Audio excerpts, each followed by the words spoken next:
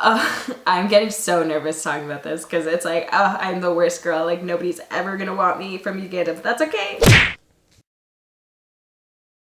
What up, guys? It's Steph. Today I'm gonna talk to you about Uganda. This is just gonna be my take on going there because it is my country of origin after all. Yes, so my name is Stephanie. I'm Ugandan. I live in Canada. I go to Uganda about every 2 to 3 years. So just last month, it was about that time again for me to head over there. Are y'all gonna drag my enthusiasm? Because I just want to be real about this. Disclaimer, disclaimer, disclaimer. I'm very appreciative of being able to afford to go to Uganda multiple times in my life. Love seeing extended family. That's no joke. And I am not an ungrateful little turd. So if it comes across as that, that's false. Now that that's out of the way, let's talk Uganda. I have constantly felt like I don't fit in Uganda. You know, sometimes I'd be called a Mzungu. Now we're referred to as basummer because we only come in the summer. And it's just always weird vibes because there's such a disconnect between me and everybody else around there. And I usually make a lot of missteps and don't really fit in, but I try. There's a lot of stuff that I like about Uganda, and there's a lot of stuff that I can't stand. If this is your first time seeing me and you want to see any other videos of mine, make sure to subscribe, because I be making videos. Something that makes me uncomfortable about Uganda is flex culture. There's big wealth disparity in the country. Like, there's people living in shacks with tin roofs and people in multi-million-dollar mansions, sometimes right by each other, and it's weird. Flex culture is so huge because people spend a lot of time trying to look like they have a lot, even if they might not have much. There's tons and tons of engagements, whether it's a wedding, an anniversary, a baptism, an engagement ceremony. People go really hard and spend a lot of money that oftentimes they don't even have. It's very much a guys are expected to flaunt their cash and girls are just supposed to sit quietly and receive it all type culture. It's just not for me. There's a lot of rich dudes that just love to flaunt their money and just pay for everything and just they're so big and bad and ballin', and we'd go to the club as a group and there'd be 1 or 2 guys paying for everything, like buying bottles, buying Henny, and I was like, what?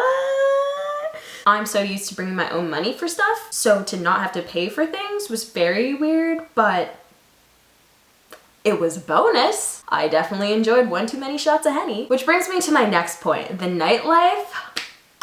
Boom! I love, love, love the fact that clubs don't close till it's freaking daytime. Trying to have stamina to stay up until 5:30 a.m. was brutal, but it was amazing. A part of Uganda that I can't really F with is the whole children should be seen and not heard thing. There were so many adults in my life in Uganda that literally wouldn't listen to me, would talk over me, or just like not take anything I said of value because I was a child or because I was young or because I was a woman. I can talk for days, but I found a lot of the times I had to just shut my mouth and let everything happen, even if somebody was doing something wrong, even if like I had a great suggestion. I just kind of knew that my voice didn't matter over there, and that really sucked.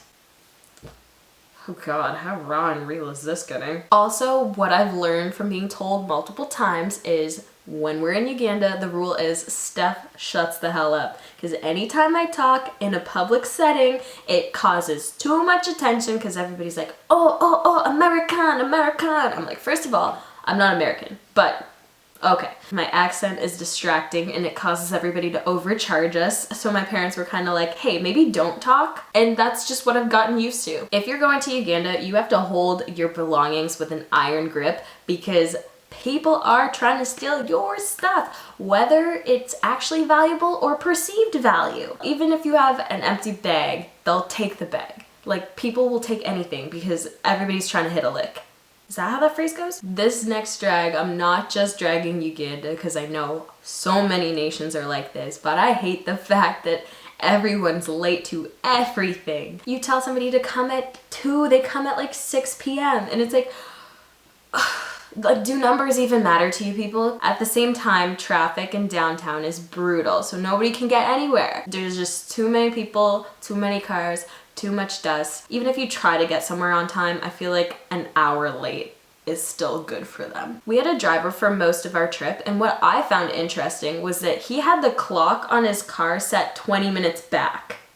Like, normally people set it forward so that it makes them want to be on time, but this dude was chilling. We have a home in the village in Uganda, and that's cute and all because it's like rural feel, like chickens, monkeys, goats, cows. We love that.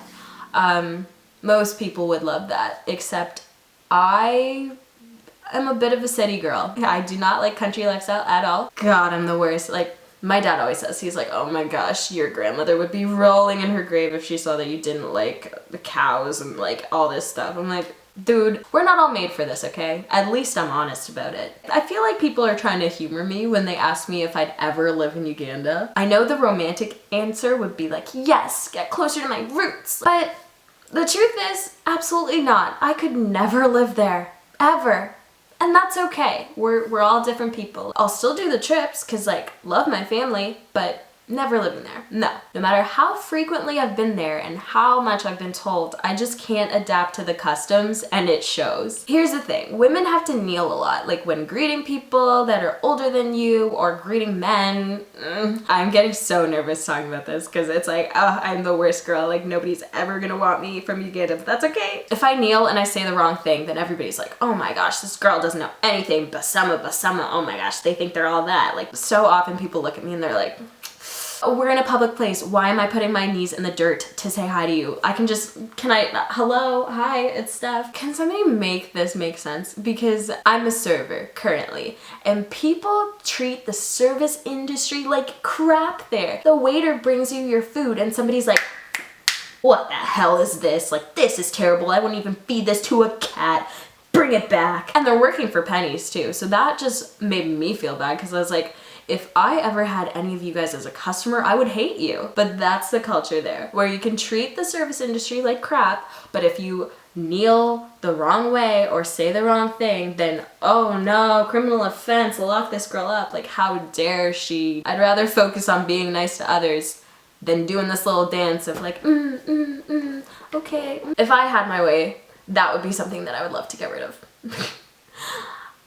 Should I put that in? Anyway, that's my jumble of thoughts on Uganda, okay? All in all, it's my ethnicity. I can't get rid of it even if I wanted to, but don't worry, I don't want to. A lot of stuff to love, a lot of stuff to hate. Please don't send me hate in the comments. If anything, I'd want to know if other people who are like first generation immigrants feel the same way about their countries, because I hear way too much flowers and rainbows about the motherland, and it's just, that has never resonated to me, so it would be good to know. Thanks so much for watching. As always, if you like this video and you like me, then hit that like button, and if you want to see more of me, then you can always subscribe, and my links will be down below. Alright, I'm gonna go now.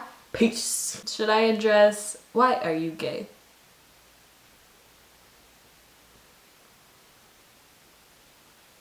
Why are you gay?